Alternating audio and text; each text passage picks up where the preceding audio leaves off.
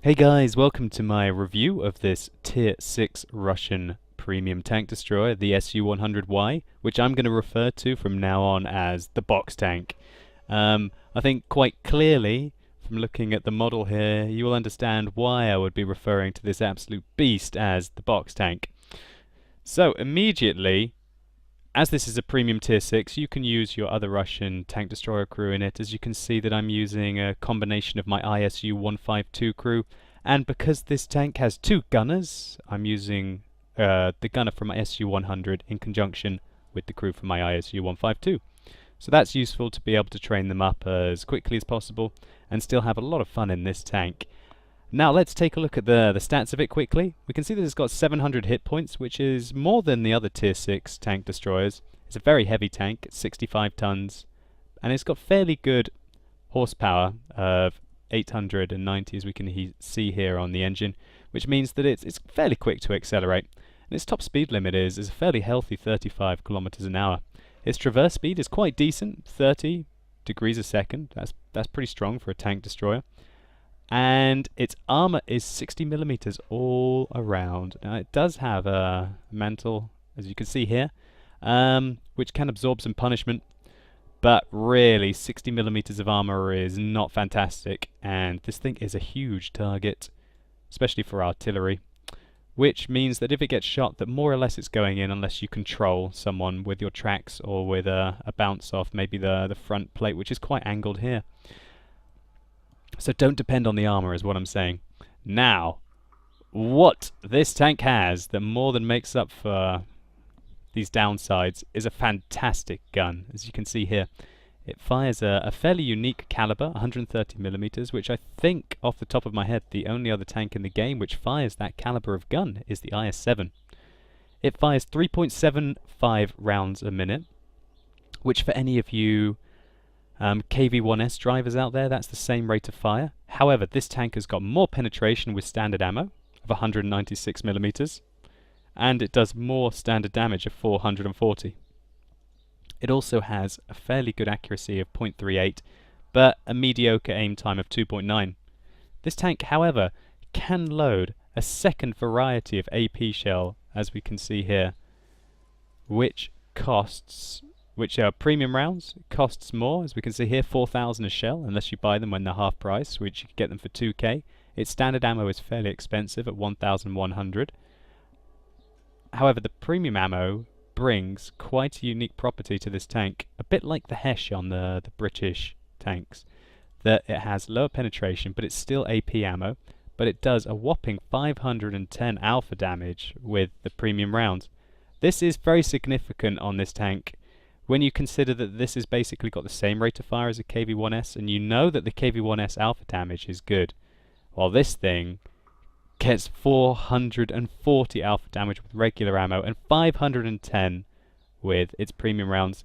This means that you can one-hit tier 5 tanks, even tier 5 medium tanks, practically all the time. Especially if you use a premium round, it's more or less guaranteed to one-hit a tier 5 tank that is not a heavy tank. And also, it can put significant dents in other tier 6 tanks. Let's take a look, for example, quickly at the SU-100 to give you a quick comparison. Here we can see that the SU-100 has slightly less health. It's got a better horsepower to ton ratio with a much higher speed limit of 50, and its traverse is better, and its frontal armor is better. It's a much lower profile tank, and its rate of fire is better, but its alpha damage is worse. What I will say is that I've been really enjoying the SU-100Y. I must give a shout out to Roadrunner, who purchased me the Motherland deal, I think it was, from last month. Very kind of you, and hopefully I can now show you some replays to do this tank some justice. Let's go. So here we go, we're playing the box tank, aka the SU-100Y. We can see that we're in a fairly strong matchup for this tank, where we're against a significant number of tier 5 and tier 6 tanks. We're going to accelerate the game a little bit here. We're playing on Fisherman's Bay map. I think in this tank I'd quite like to go into the town we notice that they've got 2 tier 5 artillery on their team as well as 1 tier 4 artillery. This tank does not take artillery shells very well at all. There we can see the complete size difference of the Su-100Y compared to its regular tier 6 Russian tank destroyer, the Su-100. And the only thing really that this tank has going for it over the Su-100 is just insane alpha damage, as well as the fact that it is a premium tank. It's just going to accelerate the game a little bit here. One thing you will see me doing is lining up my shots using a third-person view here to see how far my shots go down. So you can see that I'm trying to basically be able to use the third-person view here to see if I've lined up a shot correctly, and then we can see that I'm firing all the way down the alleyway. So I'm going to just camp here for a little while. This position also has the benefit of being what I would classify as a double bush location.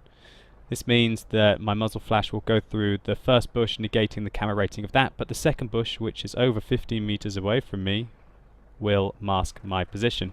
So until the enemies get to that bush location, I should be fairly safe. Here we can see the sheer size of the Su-100Y. It's an absolute beast. This box tank is huge. I'm thinking at the moment that we've got a fairly even distribution of tanks, although we've lost a lot of our middle.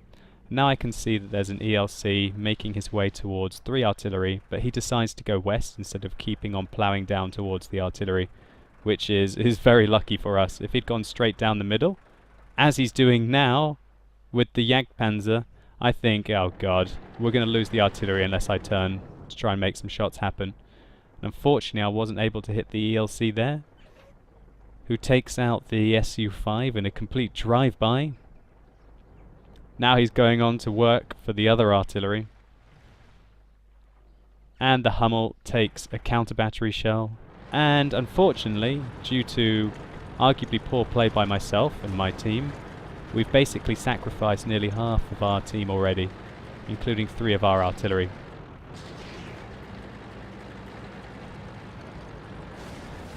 So now it is time for the box tank to hopefully be putting some shells in. We can see a nice juicy side shot on this KV-1. And Shazam! 498 in one hit. So that was quite a high roll for the standard ammo type. That would be an average roll, slightly below average for the premium ammo rounds. But the sheer power and brutality of this tank, I consider it to be the ISU of tier 6. The ISU 152 of tier 6. So here I'm just trying to use some of the camera rating on the bushes to avoid being spotted. I do have 6th sense on this tank, thanks to my ISU commander. And the ELC has snuck up on us. I'm trying to line up my shot. And we missed the shot, unfortunately. The ELC is a tiny little side profile target, and I couldn't really see where he was through the bushes.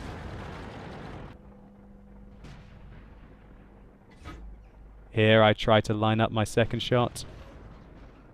Unfortunately it doesn't happen, and now I'm pretty much on my own against these 3 tanks, apart from there's a medium tank on the east I just spotted. I missed my shot on the Cromwell. Fortunately the Cromwell failed to penetrate us, and we haven't been hit by artillery yet. So I'm completely surrounded. I decide to take out the ELC quickly. If he gets my side, I'm not in a good position. And here we can see that the armor managed to troll a few shells there. I managed to avoid the second KV-1 shot, and this Cromwell just manages to avoid my fire. I need to keep my damage output up. That's what I'm thinking right now. So there we go. We put a rather large shell into the KV-1. I'm trying to avoid the artillery fire. I'm also mindful that there's a VK3601 behind me, and I'm trying not to give my backside to him, so he might be able to shoot me. Well played to some of our tanks on the other flank for dealing with the situation they had so well. The enemy Hummel is on a bit of a streak with 4 kills. I really don't want to go out into the open right now to take a shot from that Hummel. So the KV-1 was still there. I go out and finish him off. Enemy vehicle destroyed. The Cromwell should have taken this opportunity to try and flank me. He didn't, and we managed to absorb a little bit more punishment with the armor on this tank.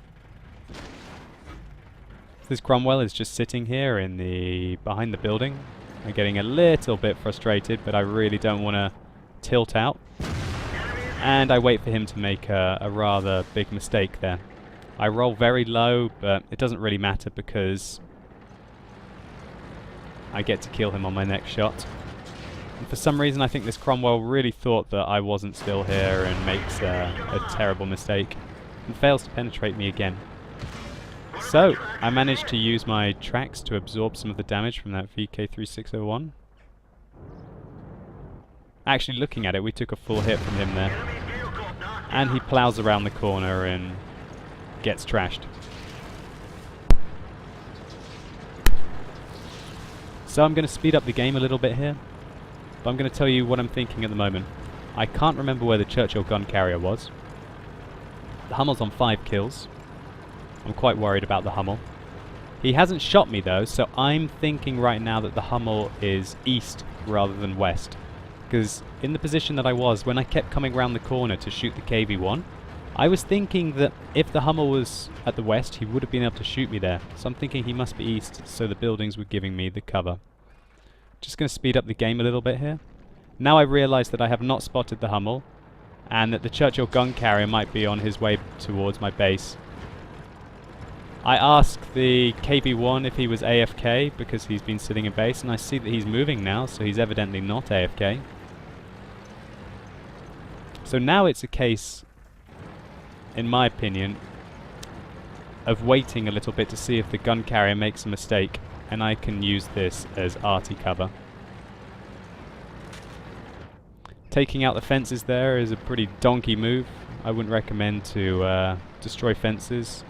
A keen artillery player would have seen my position there. More fences being taken out by me.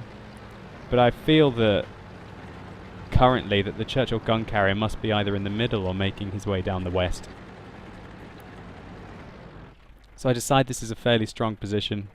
I'm fairly sure that I thought that at this point that the gun carrier was going to appear from more or less where I was aiming. I use binoculars on this tank rather than a gun laying drive. I think whether you use binoculars on this tank or a gun laying drive is situational. It's just an opinion. So right now I'm asking the KV-1 if he will follow me. Because if the KV-1 comes to the center, I feel like one of us should be able to kill the gun carrier. And there's no point in camping where the KV-1 was if the Hummel's able to get some punishment onto him. I'm suggesting to the KV-1 at the moment that he maybe tries and goes and spots. And we found the gun carrier.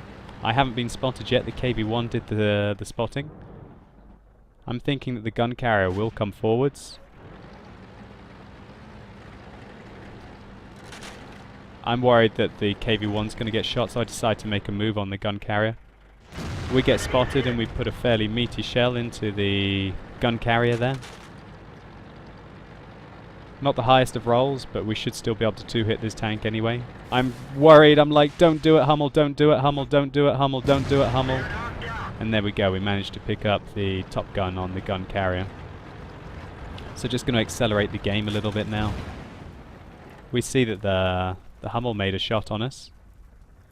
I'm suggesting that the KV-1 caps at the moment, while I use my binoculars and my better view range to spot to see if the Hummel advances at him.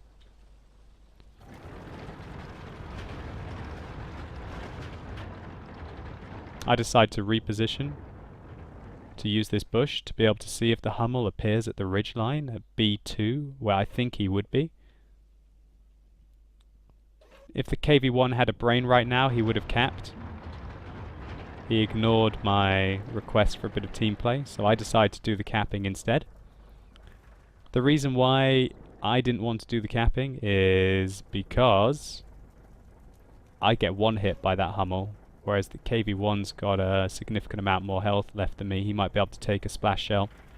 I'm also a rather large target, weakly armoured against a shell from a Hummel. Surprising thing happens here. I'm just going to accelerate the game a little bit. We can see that the Hummel takes his time. I'm thinking he must be coming from a different angle then. Maybe he's being a bit sneaky. I was maybe overthinking here, and I was wrong. For some reason, the Hummel is deciding to camp instead of try and win the game.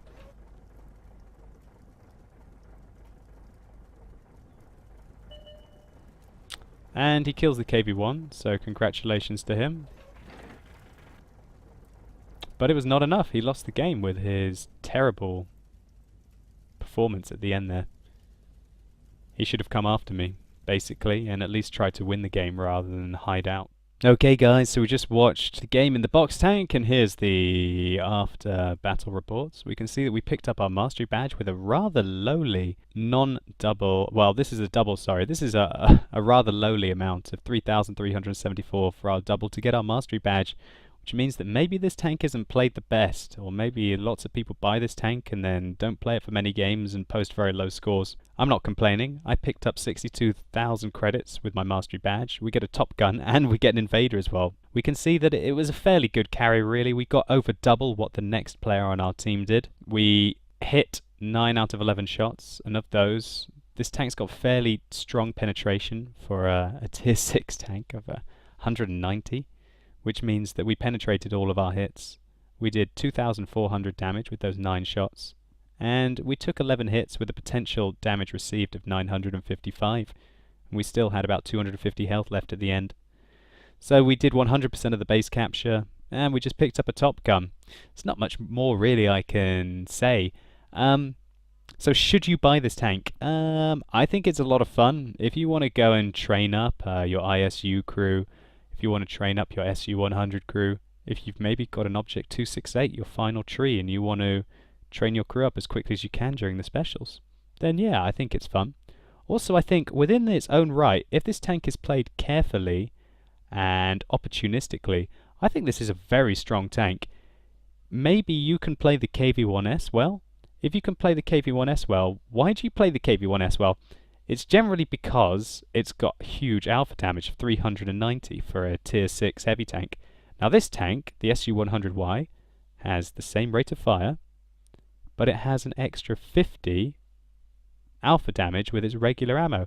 And if you use the premium rounds, you've got more or less the same penetration. You've got an extra 120 alpha damage. 510 is a massive amount of damage to do with the initial hit on a tier 6 tank destroyer, and it means that this really is the ISU 152 of tier 6. I think that there's a great opportunity to carry in the SU 100Y. So again, a big thank you to Roadrunner for giving me the opportunity to test out this tank. I do recommend it. I've had lots of fun in this tank. It's one of the most fun tanks to play. So, you know, if you're looking for a fun kind of trolley tank with good alpha at about the tier 6 level, and maybe you've got a Russian TD crew that you want to use, then I fully recommend this tank for you. As always guys, if you've appreciated this post-match analysis, please give me a thumbs up below. I really appreciate it. And just a big thank you for watching. I live stream on Tuesdays, Thursdays and Sundays on Twitch TV/QuickieBaby, and I've also got a Facebook and a Twitter, just facebook.com/QuickieBaby, and I'm at QuickieBaby on Twitter. So maybe send me some messages, I'll try and reply to them. Thanks a lot guys, good luck on the battlefield, and I'll catch you later.